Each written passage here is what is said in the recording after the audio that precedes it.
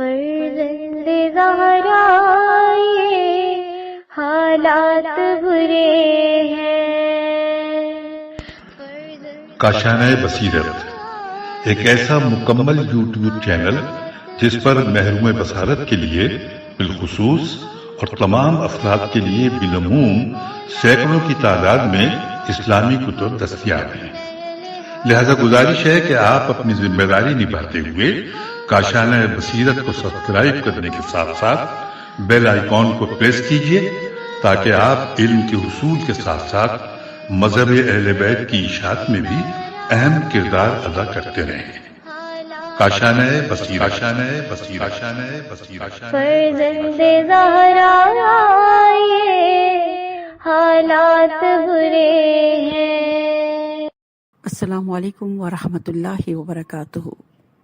سامعین، آپ سماعت فرما رہے ہیں الکوثر فی تفسیر القرآن جلد پنجم، مفسر ہے مولانا محسن علی نجفی صاحب۔ كذلك وقد احطنا بما لديه خبرا، اسی طرح کا حال تھا اور جو کچھ اس کے پاس تھا ہمیں اس کی مکمل خبر تھی۔ تفسیر آیت: جو کچھ سامان اور وسائل ذوالقرنین کے پاس تھے وہ ہمارے علم و دانش میں تھے۔ ذوالقرنین نے وسائل کی حدود میں جو کچھ کیا وہ اللہ کی طرف سے ہدایت پر مبنی تھا۔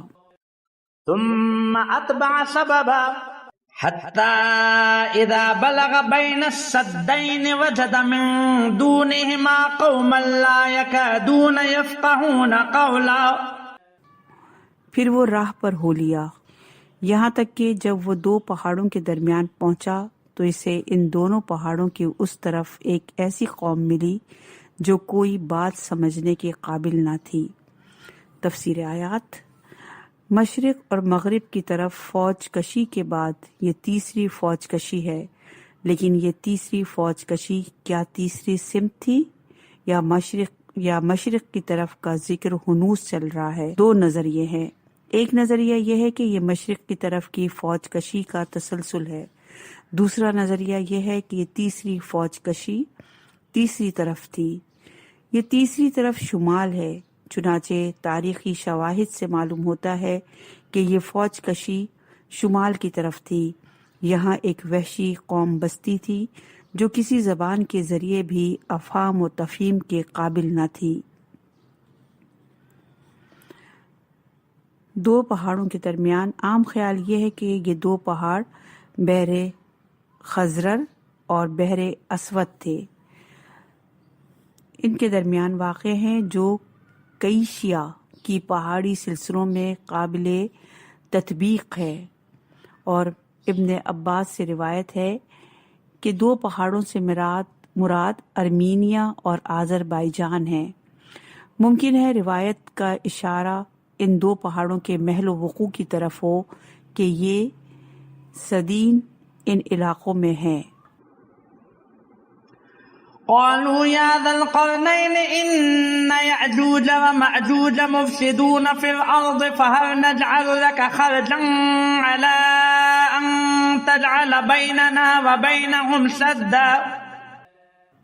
لوگوں نے کہا، اے ذوالقرنین، یاجوج اور ماجوج یقیناً اس سرزمین کے فسادی ہیں، کیا ہم آپ کے لیے کچھ سامان کا انتظام کریں تاکہ آپ ہمارے اور ان کے درمیان ایک بند باندھ دیں۔ تفسیر آیت: ابن مسعود کے مصحف میں آیا ہے، یعنی یاجوج اور ماجوج کے اس طرف آباد لوگوں نے کہا، یاجوج ماجوج کون ہے؟ ایک رائے یہ ہے کہ یہ وہی قوم ہے جسے تاتاری، منگولی وغیرہ کے ناموں سے یاد کیا جاتا ہے، جو قدیم زمانے سے یورپ اور ایشیا کے متمدن قوموں پر حملہ کرتے رہے ہیں۔ بائبل میں ان کو حضرت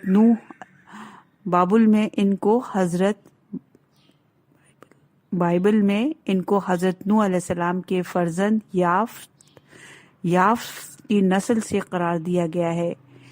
چنانچہ بحار الانوار کی جلد نمبر 6 صفحہ نمبر 298 اور علل شرع میں بھی ایک روایت میں یاجوج و ماجوج کو یافس کی نسل قرار دیا گیا ہے، اور حزقی اہل صحیفے باب نمبر 38 میں بھی ان کا ذکر ملتا ہے۔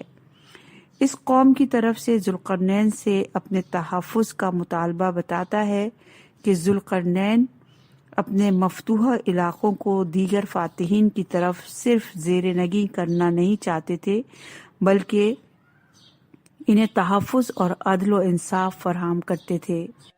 قال ما مكنني فيه ربي خير فأعينوني بقوة أجعل بينكم وبينهم ردما۔ ذوالقرنین نے کہا، جو طاقت میرے رب نے مجھے عنایت فرمائی ہے وہ بہتر ہے، لہٰذا تم محنت کے ذریعے میری مدد کرو، میں تمہارے اور ان کے درمیان بند باندھ دوں گا۔ تفسیر آیات۔ ذوالقرنین نے اس عظیم منصوبے کے لیے عوام پر ٹیکس کی صورت میں مالی بوجھ ڈالنے کی پیشکش کے باوجود اسے قبول نہ کیا، جو اچھی حکمرانی کی مثالی کردار ہے۔ البتہ عوامی شرکت کو افرادی قوت کی شکل میں قبول کیا، اور یہ ذوالقرنین کی مثالی حکمرانی ہے کہ وہ علاقے کی ستم زدہ قوموں کو تحفظ دیتے اور ظالم کا لوگوں پر ظلم کا راستہ روکتے تھے۔ اہم نکات۔ نمبر 1، اچھے حکمران عوام پر پیشکش کے باوجود بلا ضرورت ٹیکس نہیں لگاتے۔ نمبر 2، خدا کی عطا کردہ طاقت موجود ہونے کی صورت میں عوام پر بوجھ نہیں ڈالنا چاہیے۔ نمبر 3، عوام کی جو شرکت آسانی سے ہو سکتی ہے اس سے فائدہ اٹھانا چاہیے۔ آتونی زبر الحدید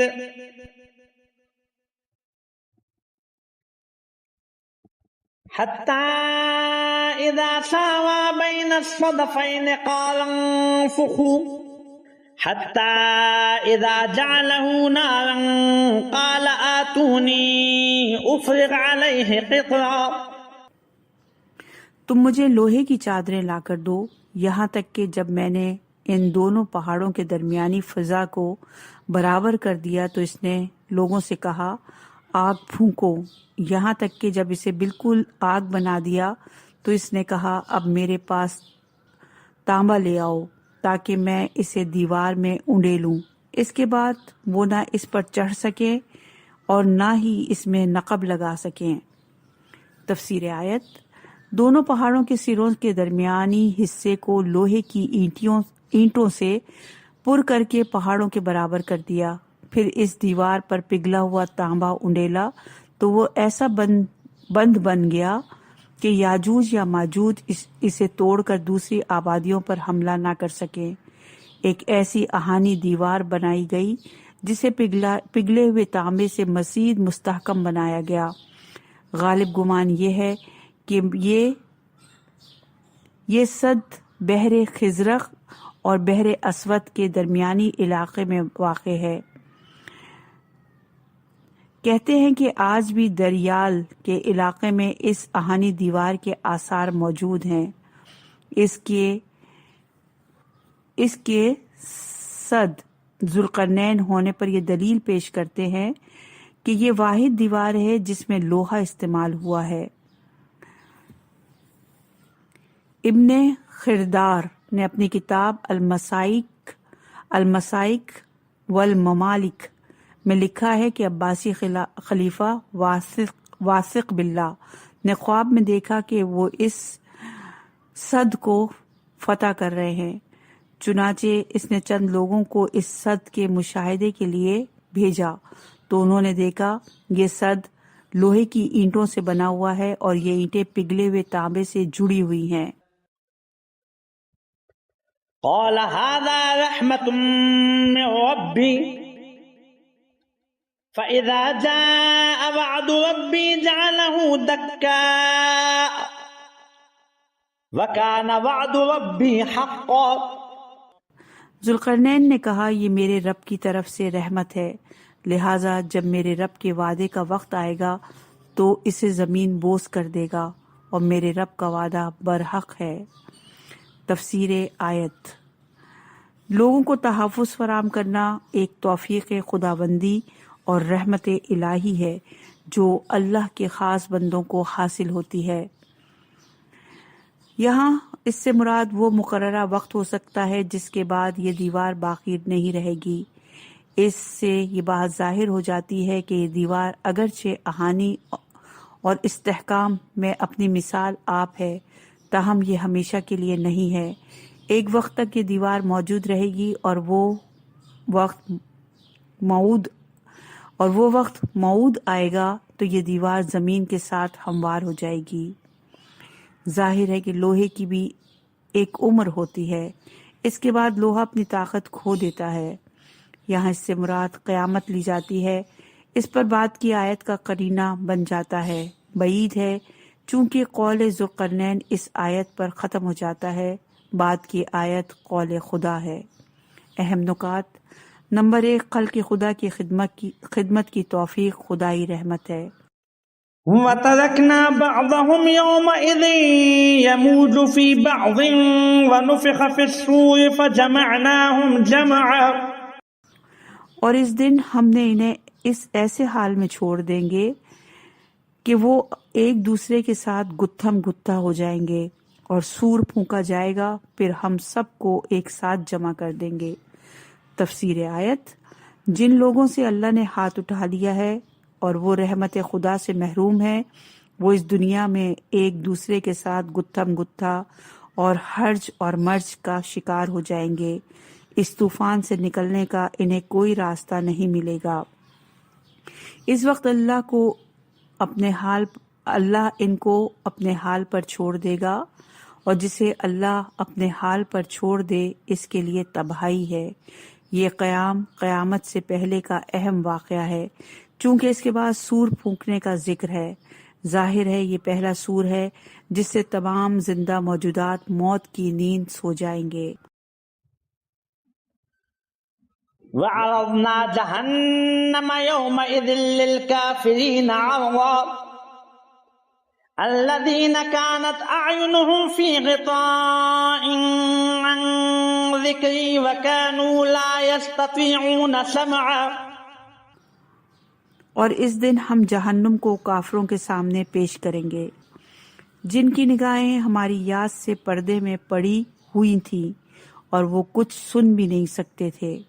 تفسیر آیات: جہنم کو پیش کیا جائے گا۔ جہنم تک جانے کے لیے کوئی مسافت طے کرنا نہیں پڑے گی۔ آخرت میں زمان اور مکان کا وہ تصور نہ ہوگا جو اس دنیا میں ہے، لہٰذا وہاں مسافتوں کا وہ مفہوم نہ ہوگا جو یہاں ہے۔ چنانچہ جنت میں جانے کے سلسلے میں فرمایا، اس روز جنت پرہیزگاروں کے نزدیک لائی جائے گی، اور یہ ہے سورہ شورى کی آیت نمبر 90۔ انسانی دماغ ان چیزوں میں غور و فکر کر سکتا ہے جو بصارت و سماعت کے ذریعے ذہن میں منتقل ہو جاتی ہیں۔ کافر آفاق میں موجود اللہ کی نشانیوں پر نظر رکھتے ہیں، نہ ہی اللہ کی طرف سے آنے والے پیغامات کو سنتے ہیں، اس لیے یاد خدا سے یہ لوگ غافل ہو جاتے ہیں۔ اہم نکات: نمبر 1، آخرت میں زمان اور مکان اور مسافت کا وہ تصور نہ ہوگا جو دنیا میں ہے۔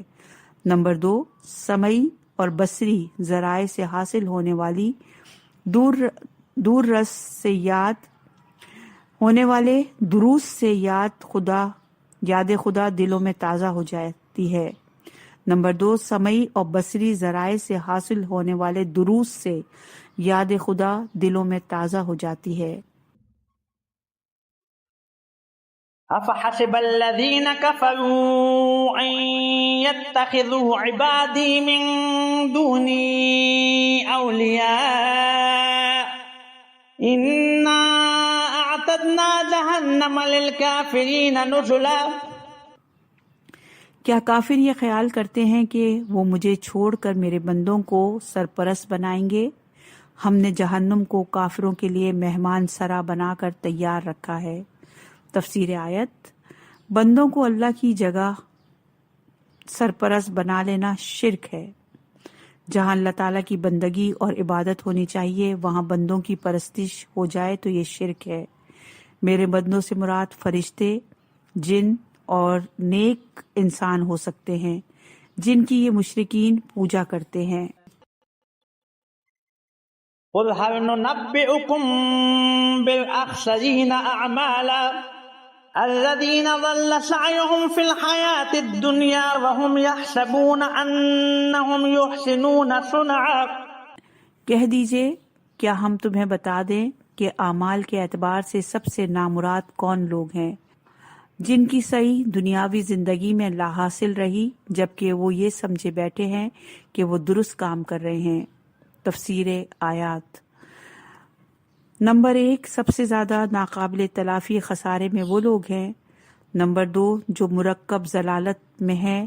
مرکب ضلالت کا مطلب یہ ہے کہ ایک یہ کہ وہ خود ضلالت میں ہے، دوسرا یہ کہ وہ اپنی اس ضلالت کو درست کام سمجھتے ہیں۔ اس قسم کی گمراہی زیادہ خطرناک اور ہدایت سے دور ہوتی ہے۔ یہ بالکل جہل مرکب کی طرح ہے کہ ایک شخص ایک مطلب کو نہیں جانتا اور اپنے اس نہ جاننے کو بھی نہیں جانتا۔ ایسا شخص جاننے کی کوشش کبھی نہیں کرے گا، اس لیے اس گمراہی کو سب سے زیادہ نامراد قرار دیا ہے۔ اہم نکات۔ نمبر 1، اپنی ضلالت پر آگاہی نہ ہونا سب سے بڑی ضلالت ہے۔ أولئك الذين كفروا بآيات ربهم ولقائه فحبطت أعمالهم فلا نقيم لهم يوم القيامة وزنا ذلك جزاؤهم جهنم بما كفروا واتخذوا آياتي ورسلي هزوا۔ یہ وہ لوگ ہیں جنہوں نے اپنے پروردگار کی نشانیوں اور اللہ کے حضور جانے کا انکار کیا، جس سے ان کے اعمال برباد ہو گئے، لہذا ہم قیامت کے دن ان کے اعمال کے لیے کوئی وزن قائم نہیں کریں گے۔ ان کے کفر کرنے اور ہماری آیات اور رسولوں کا استہزاء کرنے کی وجہ سے ان کی سزا یہی جہنم ہے۔ تفسیر آیات۔ جو لوگ بدترین خسارے میں ہیں ان کے بارے میں بیان جاری ہے کہ یہ وہ لوگ ہیں جو آیت الہی اور آخرت کا انکار کرتے تھے۔ آیت الہی میں آفاق والنفس کے ساتھ رسالت و نبوت بھی شامل ہے، جن کے لوگ منکر ہیں۔ ان کے اعمال حبط ہونے کی وجہ یہ ہے کہ یہ اعمال جس کے لیے مطلوب تھے اس کے لیے نہیں کیے، اور جس کے لیے کیے ہیں وہ مطلوب نہ تھے۔ جو مطلوب تھا وہ کیا نہیں، اور وہ جو کیا وہ مطلوب نہ تھا، اس لیے حبط ہونا قدرتی بات ہے۔ جب حبط ہوگا تو قدروں کے ترازو میں ان اعمال کا کوئی وزن نہ ہوگا۔ نمبر 2، جب ان کے اعمال حبط اور برباد ہیں اور ان کا آیات اور رسولوں کا استہزاء کرنے کا جرم ثابت ہے تو اس کا لازمی نتیجہ جہنم ہے۔ اہم نکات۔ نمبر 1، آیات الہی اور آخرت کے انکار کے بعد قدروں کے ترازو میں اعمال کا کوئی وزن نہیں رہتا۔ إن الذين آمنوا وعملوا الصالحات كانت لهم جنات الفردوس نزلا خالدين فيها لا يبغون عنها حولا۔ جو لوگ ایمان لائے ہیں اور نیک اعمال بجا لائے ہیں ان کی میزبانی کے لیے یقیناً جنت الفردوس ہے، جہاں وہ ہمیشہ رہیں گے، وہاں سے کہیں اور جانا پسند نہیں کریں گے۔ تفسیر آیات۔ حضرت علی علیہ السلام سے روایت ہے، ہر چیز کی چوٹی ہوتی ہے اور جنت کی چوٹی فردوس ہے، اور وہ محمد اور آل محمد کے لیے ہے۔ عبادہ بن ثابت روایت کرتے ہیں کہ رسول اکرم صلی اللہ علیہ وآلہ وسلم نے فرمایا کہ جنت کے 100 درجات ہیں، ہر 2 درجے کے درمیان کا فاصلہ آسمان و زمین جتنا ہے، اور جنت فردوس سب سے اعلیٰ ہے۔ یہ روایات بحار الانوار کی جلد نمبر 24 صفحہ نمبر 219 باب الآیات الدار میں موجود ہے، اور دوسری روایت مجمع البیان کی آیت میں ذیل کی آیت میں ہے۔ قل لو كان البحر مدادا لكلمات ربي لنفد البحر قبل أن تنفد كلمات ربي ولو جئنا بمثله مددا۔ کہہ دیجئے میرے پروردگار کے کلمات لکھنے کے لیے اگر سمندر روشنائی بن جائیں تو سمندر ختم ہو جائیں گے، لیکن میرے رب کے کلمات ختم نہیں ہوں گے، اگرچہ ہم اتنے ہی مزید سمندر سے کمک رسانی کریں۔ تفسیر آیات۔ کلمہ بشری استعمال میں اس لفظ کو کہتے ہیں جو کسی معنی پر دلالت کرے۔ اللہ تعالیٰ کے کلمات ہر وہ شے ہے جو اس کے وجود اور قدرت پر دلالت کرے۔ اس طرح تمام موجودات اللہ کے کلمات ہیں، اور جس موجود میں اللہ کی قدرت کاملہ پر زیادہ دلالت ہوگی وہ اللہ کا کلمہ کہلانے کا زیادہ حقدار ہوگا۔ اسی سے حضرت عیسیٰ علیہ السلام کو کلمہ کہا گیا۔ بے شک مسیح عیسیٰ بن مریم تو اللہ کے رسول اور اس کا کلمہ ہے۔ یہ ہے سورہ نساء کی آیت نمبر 171 کا ترجمہ۔ چونکہ بن پدر آپ کی ولادت قدرت الہی پر ایک واضح دلیل ہے، فیض الہی ہمیشہ جاری رہتا ہے، وہ ہر روز کرشمہ سازی میں مشغول ہے، فیض خدا لامحدود ہو جاتا ہے۔ چونکہ اللہ تعالیٰ کی طرف سے ایجاد و تخلیق میں توقف اور انقطاع نہیں ہے، لہٰذا ان کلمات یعنی موجودات کا احاطہ کرنا کسی کے بس میں نہیں ہے، خواہ وہ سمندر کی طرح عظیم کیوں نہ ہو۔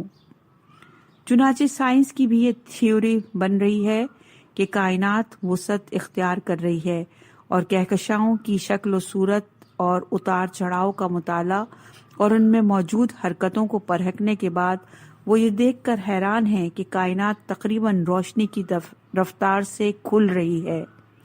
کائنات کی اس عظمت کو سامنے رکھنے کے بعد قرآن کی یہ تعبیر سمجھ میں آتی ہے کہ اگر اللہ کے کلمات یعنی کل کائنات کی موجودات کو شمار کرنے کے لیے تمام سمندر سیاہی بن جائیں اور مزید سمندر سے سیاہی فراہم کی جائے تو سمندر خشک ہو جائیں، لیکن اللہ کے کلمات کا شمار ممکن نہ ہوگا۔ کائنات کا وہ حصہ جو بشر کی اطلاع میں ہے قابل شمار نہیں۔ اس کائنات کے بارے میں بشر سوچ بھی نہیں سکتا جو روشنی کی رفتار سے پھیل رہی ہے۔ اور آسمان کو ہم نے قوت سے بنایا اور ہمیں وسعت دینے والے ہیں۔ سورہ زاریات کی آیت نمبر 47 کا ترجمہ پیش کیا۔ قل انما انا بشر مثلكم يوحى الي انما الهكم اله واحد فمن كان يرجو لقاء ربه فليعمل عملا صالحا ولا يشرك بعبادة ربه احدا۔ کہہ دیجئے میں تم ہی جیسا ایک انسان ہوں، مگر میری طرف وحی آتی ہے کہ تمہارا پروردگار تو بس ایک ہی ہے، لہٰذا جو اللہ کے حضور جانے کا امیدوار ہے اسے چاہیے کہ وہ نیک عمل کرے اور اپنے رب کی عبادت میں کسی دوسرے کو شریک نہ ٹھہرائے۔ تفسیر آیات۔ کہہ دیجئے میں تم جیسا انسان ہوں، جسمانی طور پر تم جیسا ہوں، ظاہر میں لوگوں کے لیے تم جیسا ہوں، تمہاری طرح مادی وسائل کو استعمال میں لاتا ہوں، کھاتا ہوں، پیتا ہوں، سوتا ہوں، ازواج رکھتا ہوں، اولاد رکھتا ہوں۔ تم مجھے دیگر انسانوں کی طرح چلتے، اٹھتے، بیٹھتے اور بات کرتے دیکھ سکتے ہو۔ نامرائی وجود نہیں ہے۔ میرا جو وجود تمہارے حاسہ بصر میں آتا ہے اس میں تو تم جیسا ہوں۔ میرے جس وجود پر وہی آتی ہے وہ تم جیسا نہیں ہے۔ میرا دل تمہارے دل کی طرح نہیں ہے۔ میرا دل رازہائے الہی کا مخزن ہے۔ یہ ہے سورہ بقرہ کی آیت نمبر 97۔ میرا قلب وحی الہی کی جائے نزول ہے اور میری نگاہ بھی تمہاری نگاہ کی طرح نہیں ہے۔ نگاہ نے نہ انحراف کیا اور نہ تجاوز، اور یہ ہے سورہ نجم کی آیت نمبر 17۔ جو کچھ نظروں نے دیکھا اسے دل نے نہیں جھٹلایا، یہ بھی سورہ نجم کی آیت نمبر 11 کا ترجمہ کیا ہم نے۔ واضح رہے کہ رسول اکرم صلی اللہ علیہ وآلہ وسلم کے حواس ہمارے حواس کی طرح نہیں ہیں، یعنی معنی کہ جو کچھ رسول اللہ صلی اللہ علیہ وآلہ وسلم کے حواس میں آتا ہے، عام بشری حواس ان چیزوں کو روک درک کرنے سے عاجز ہیں۔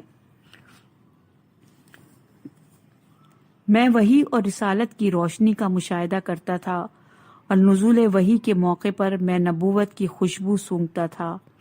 نزول وحی کے موقع پر میں نے شیطان کی چیخ سن لی۔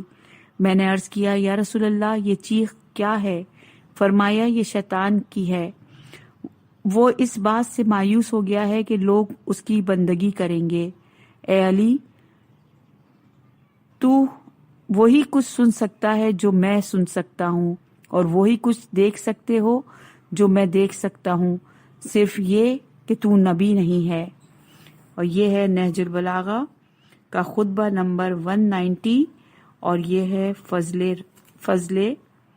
فضل الوحی کے باب میں۔